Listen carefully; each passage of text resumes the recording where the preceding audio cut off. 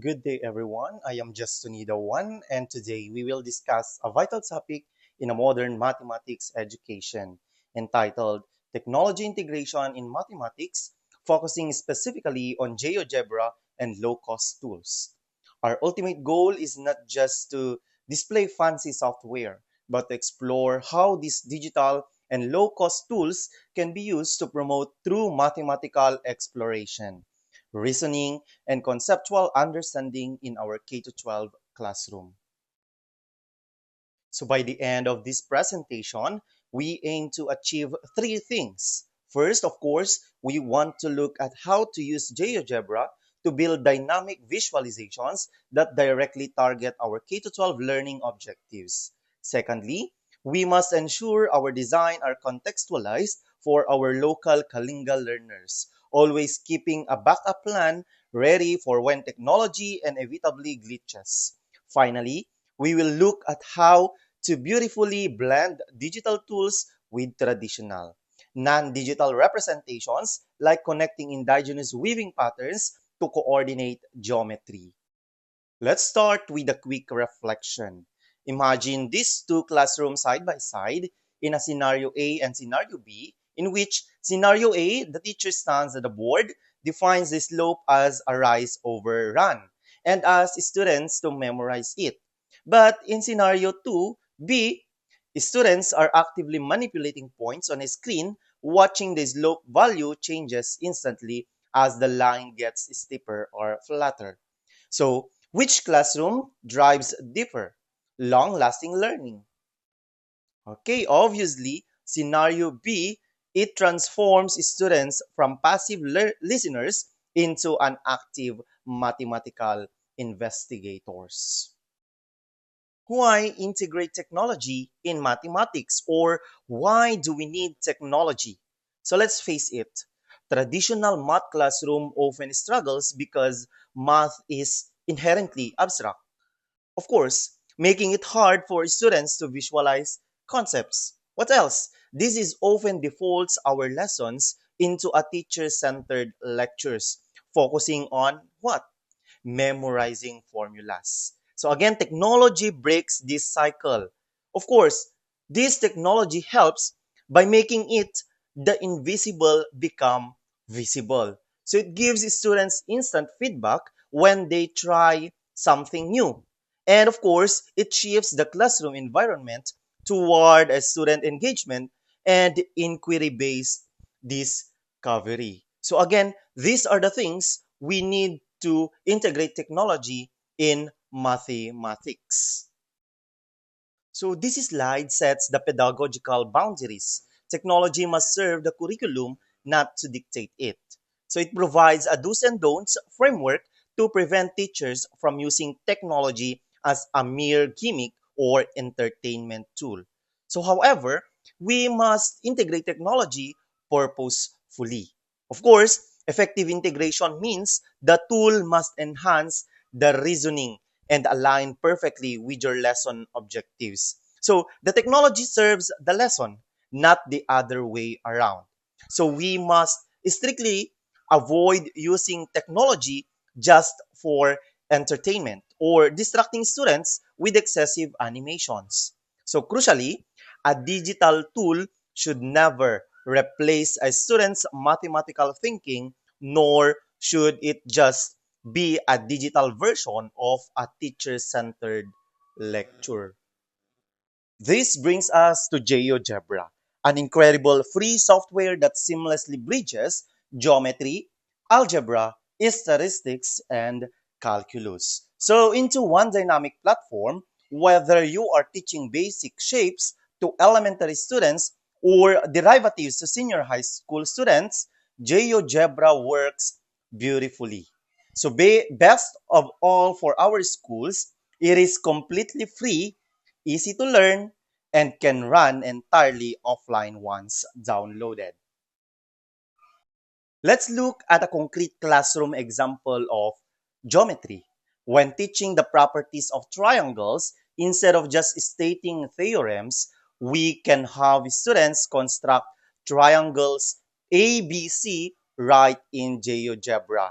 So they can measure the sides and the interior angles. So as they drag the corners to make the triangle bigger, smaller, acute, or obtuse, they will visually discover that the interior angles always add up to 180 degrees, embedding that concept deeply into their understanding. Using this GeoGebra, we have here the different tools in which for us to draw triangle, we will be going to polygons. So again, we have to plot A, B, and C to have a triangle.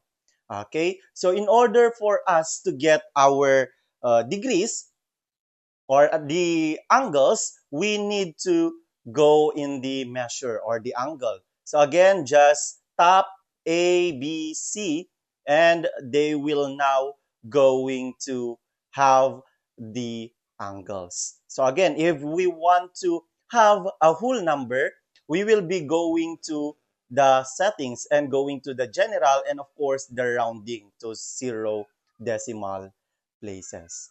So again, that's all for our GeoGebra. So again, we have the properties in which even how many, even acute angle, obtuse angle, they will visually discover that the interior angles always add up to 180 degrees. And this embedding the concept deeply into their understanding.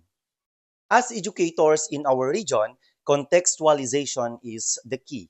Look at our traditional Kalinga weaving patterns. They are practically living geometry textbooks filled with symmetry, reflections, rotations, and translations. So in this task, we can have students digitize a basic traditional weaving motif in GeoGebra and apply these geometric transformations to see exactly how these beautiful, complex cultural patterns are mathematically generated. Okay, so again, using GeoGebra, we have here again the tools, in which in tools, we will be going to the lines or with the segments. Okay, so we will be plotting a zigzag in order for us to have the pattern of a Kalinga traditional weaving motif. Okay, so ganyan lang siya. Mag-plot lang tayo ng ating zigzag. Okay, so again, add more zigzag, another one zigzag for our traditional weaving motif or pattern of our Kalinga weaving. Okay, so again, we have the zigzag. Plot lang natin. So after plotting a zigzag, next we are going to have a segment or a line segment in above our pattern. So again, we will be going to lines and segment. So again, we will again plot those segments, two segments in order for us to have a Kalinga weaving motif. Okay. Of course, we are now plotting the second segment. Okay, so after drawing this, plotting these two segments, we will have to draw again another line in order for us to have to transform our line segment. Okay, so we will now selecting all our zigzag and the segment in order for us to transform and reflect about line. So now, we have now the Kalinga pattern. Okay. So we can also take algebra and data analysis outside the classroom using a local terrain context. So a rise terrace elevation investigation, students take real or simulated data to distance and elevation from our local terraces. So plot those coordinates into GeoGebra, connect the points, and analyze the slope. So suddenly, rise over run isn't just an abstract phrase. So it represents the literal slope of the land our community farms on. Statistics also can often feel bogged down by tedious manual drawing. So if we input a simple data set like student heights and the frequency, GeoGebra can instantly generate histograms, dot plots, box plots, and frequency tables. So this saves precious class time spent erasing and drawing boxes on a graph paper and shifts our focus to data interpretation, asking students what the spread and center of the data actually tells us about the class. Okay, so now let's talk about the reality. Many of our schools face severe resource constraints, limited devices, spotty internet, and power drops. But a low resource setting doesn't mean zero technology. We can adapt by implementing students' group work and device sharing, utilizing GeoGebra's offline mode, setting up learning stations, or even using printed screenshots and single device projected demonstrations to keep lessons interactive without needing a one-by-one computer ratio. As a wrap up, I leave you with this reflective question for your own teaching practice. How can you use these tools to elevate your lessons? What specific challenges do you face? And how can we collaborate as a faculty to solve them? So, most importantly, how can we continue to weave our unique Kalinga culture into our math curriculum? Remember, resourcefulness is part of our profession. Be flexible, utilize open resources like YouTube to master these platforms, and practice. To conclude, always remember that technology is never the ultimate goal. The goal will always be conceptual understanding, logical reasoning, and mathematical thinking. I'll leave you with this powerful quote: the best mathematics classroom is not the one with the most technology, but the one where students think deeply about mathematics. Thank you very much and God bless your classrooms.